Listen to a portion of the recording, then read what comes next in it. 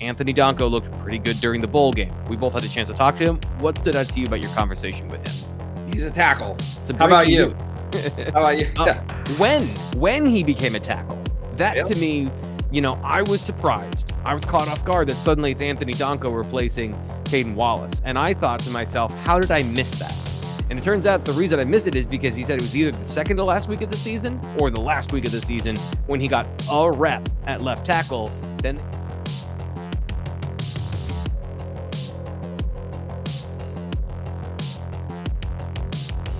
hello there.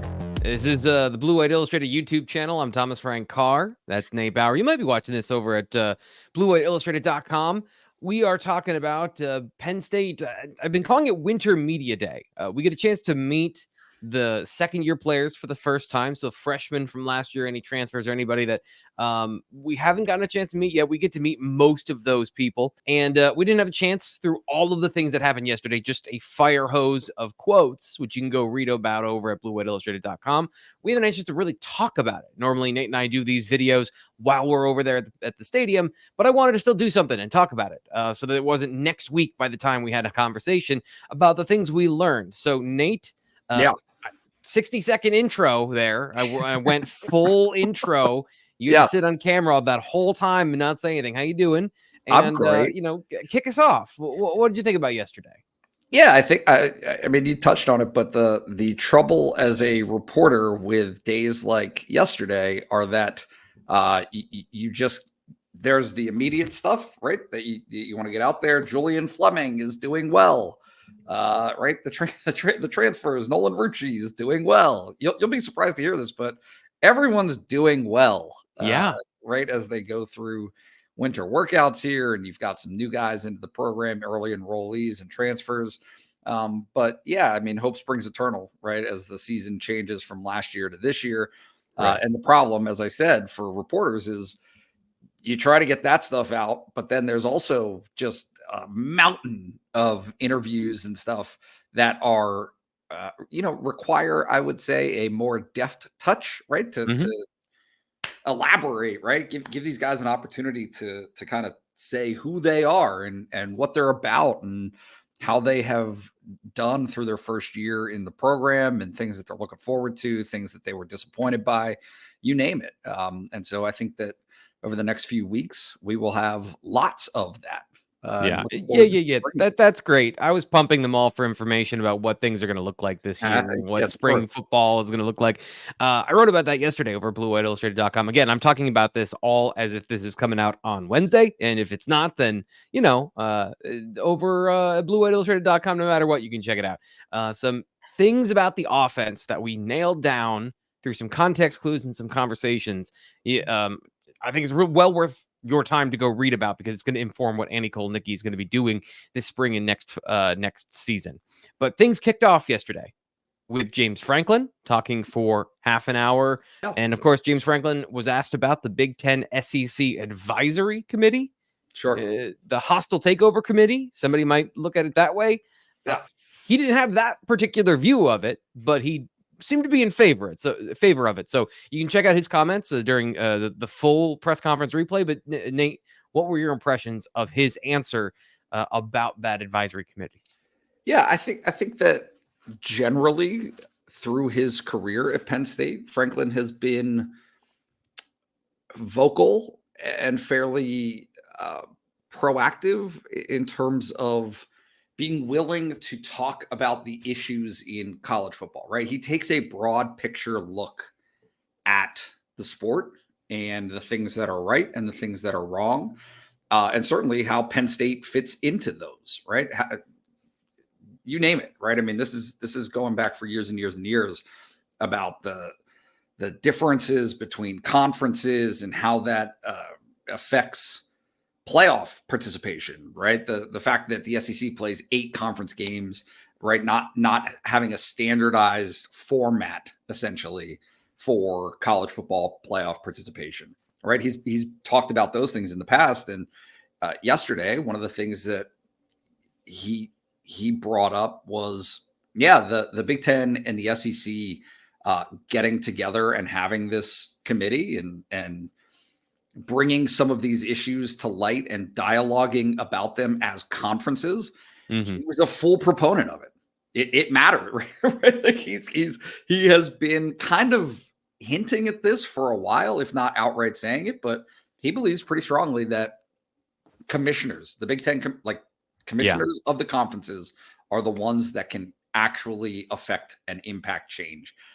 The NCAA has been neutered in a lot of ways, and you see it repeatedly. The ACC is not as relevant as the Big Ten and the SEC. Pac-12 is dead.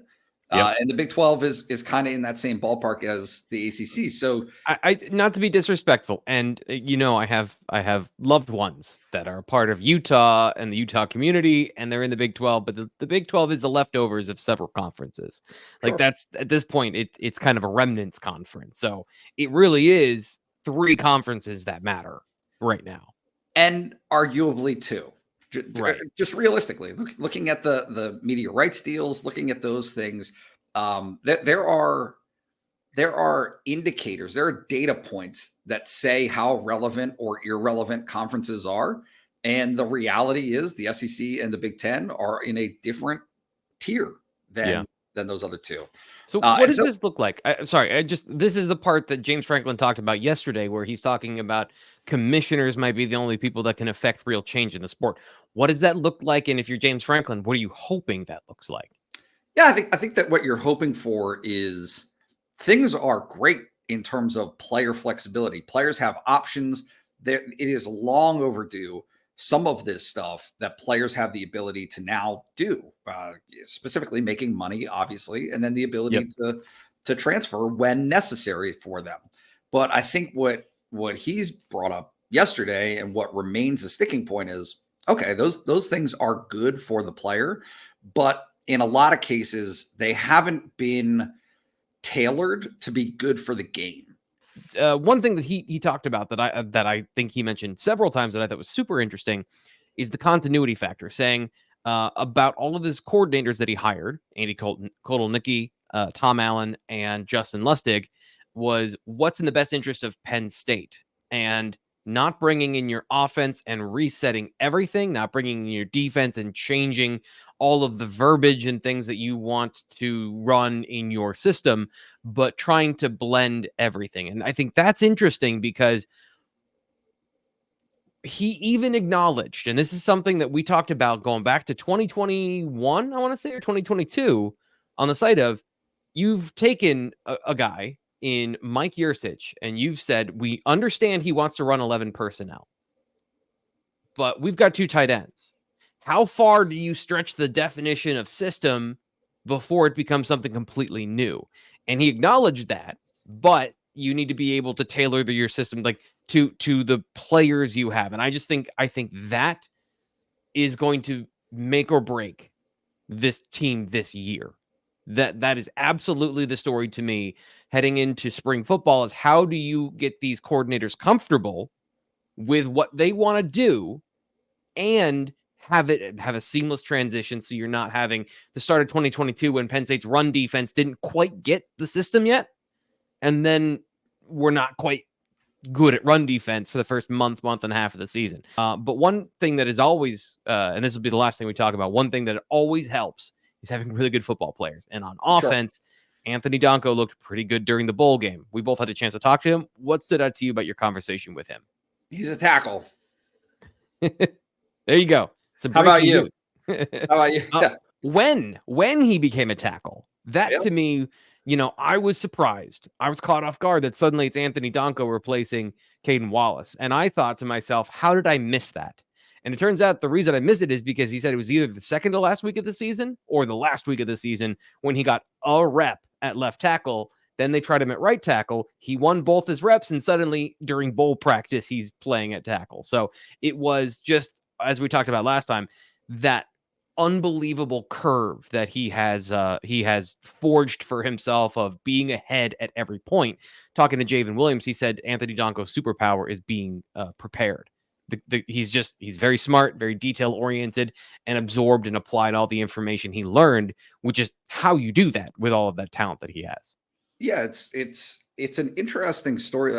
Alex Burkmeyer actually brought it up that really all of those guys, right, that 4-man class of 2023 came in trending guard, right? I Yeah. mean, you didn't know with Javen. Obviously, Javen was a tackle prospect, but that was kind of the vibe, was that those guys would end up at guard. And Burkmeyer brought it up. He said, "Hey, I'm the only guard. Like at this Yeah. point in the process, he's Yeah. the only guard that's left. Javen is there. Chimdy is at tackle, and obviously Donkoh and Javen are at tackle. So, right, clearly." Excuse me, Penn State understood that Caden Wallace and Olu, right, in terms of the bowl preparation, they understood that those guys wouldn't be a factor or would be diminished factors. Yeah. And so now you've got a situation with Rucci, Drew Shelton, Javen, obviously, Donkoh, where, yeah, you're talking about tackle, right? It should be an interesting spring and summer for that position to kind of sort all of that out. I don't think that there's any question that everybody's going to perceive certain guys as having an edge there, as having a leg up in terms of what the competition is. But they got to figure that out. It's going to be a new ball game for them, for Phil Troutwine at tackle this year. Yeah. And I still think that there is an opportunity for some of those guys to filter into guard. Sure. If things break a certain way, like if some of the players they bring in through the transfer portal, some of the young guys blow up sooner than expected, and you've got 5 great play.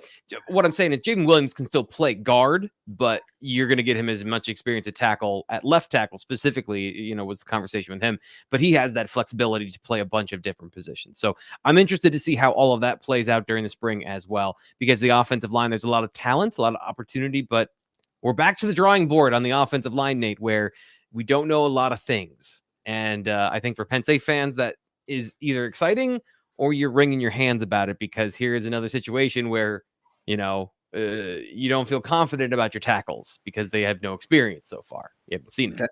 That is college football. We'll be back with more conversation here on the Blue White Illustrated YouTube channel, bluewhiteillustrated.com. If you haven't yet, it's a great time in the offseason to subscribe to the YouTube channel. Breaking news, commitment videos, wrestling, basketball. We're talking about all of it here with Blue White Illustrated.